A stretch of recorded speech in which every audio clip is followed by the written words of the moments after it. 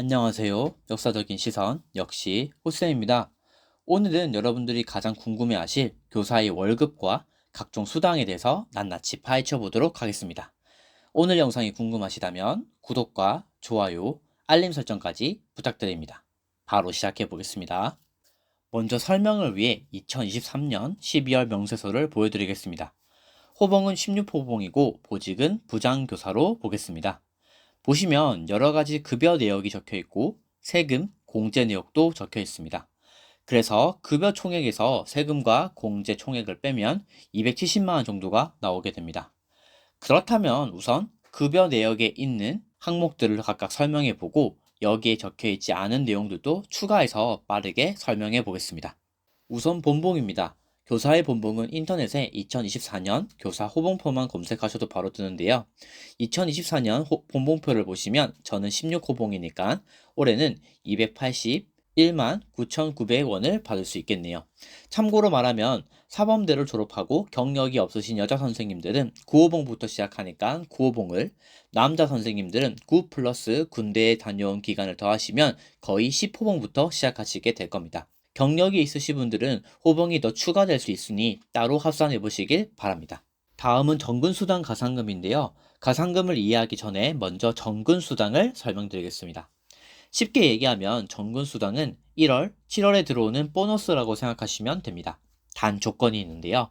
1월 정근수당은 1월 1일 현재 교사의 신분을 유지하고 있으면서 봉급이 지급되는 자 중에서 지급 대상 기간인 전년도 7월 1일부터 12월 31일까지 기간 중에 1개월 이상 봉급이 지급된 교원에게 준다라는 내용이 있고요. 7월 정근수당은 똑같은 맥락으로 당해 1월 1일, 6월 30일까지 기간 중 1개월 이상 봉급이 지급된 교원에게 준다는 것입니다. 그리고 정근수당 기준표를 보시면 근무년수가 1년 미만인 선생님들은 받을 수 없습니다.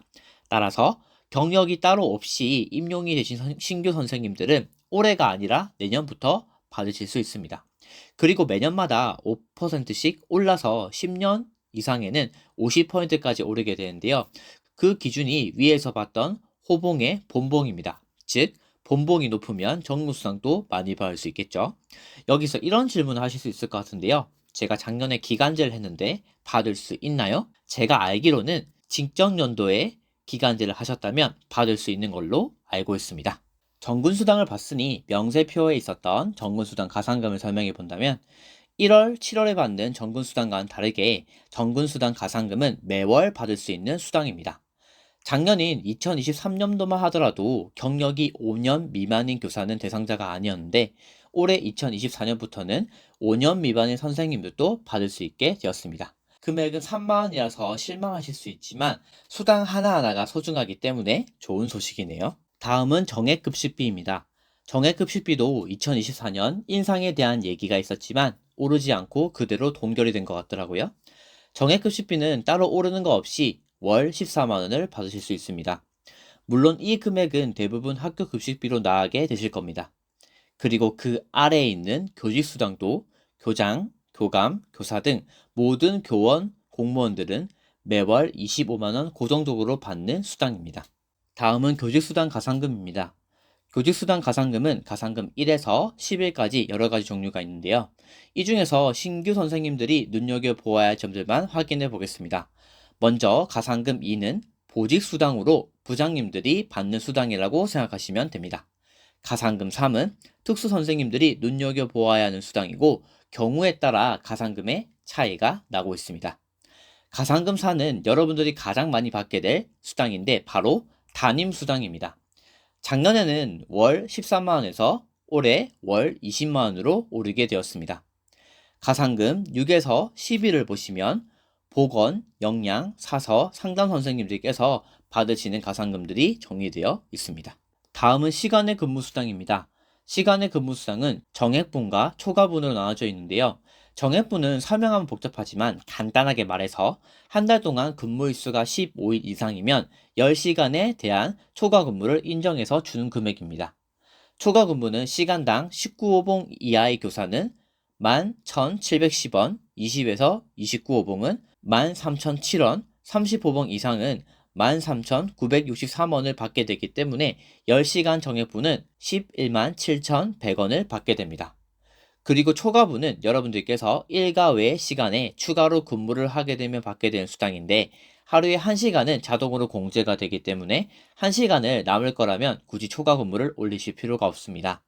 예를 들어 16시 30분에 학교의 일과 시간이 끝난 후 일을 2시간 정도 해야 해서 16시 30분부터 18시 30분까지 초과 근무를 올린다고 해도 2시간을 인정해 주는 것이 아니라 1시간을 인정해 준다는 얘기입니다. 다음은 교원연구비입니다. 교원연구비는 5년 미만인 교사는 7만 5천 원을, 5년 이상인 교사는 6만 원을 받게 됩니다.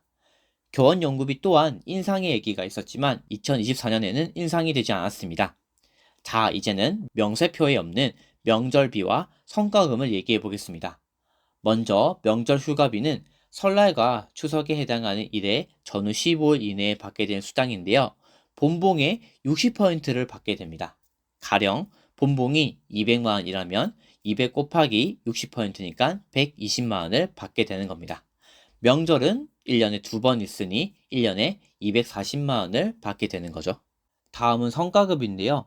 2024년 성과급 기준표를 보면 S등급은 489만 5,300원, A등급은 409만 9,320원, B등급은 350만 2,330원을 받게 됩니다. 성과급 등급을 나누게 된 기준은 학교마다 평가 기준이 다르고 협의를 통해서 결정되기 때문에 학교에 가게 되면 해당 단위 학교에 맞게끔 설명을 드릴 수 있으실 겁니다. 이렇게 급여 내역에 해당한 내용들을 알아봤는데 혹시나 공제 내역도 궁금하실까봐 바로 간단하게만 본다면 일반 기여급은 연금과 관련된 기여금으로 일정량을 내게 되어 있습니다. 2024년 일반 기여금은 5월 월급부터 바뀔 예정입니다. 건강보험과 노인장기요양보험 또한 매번마다 공제되는 내역이고요.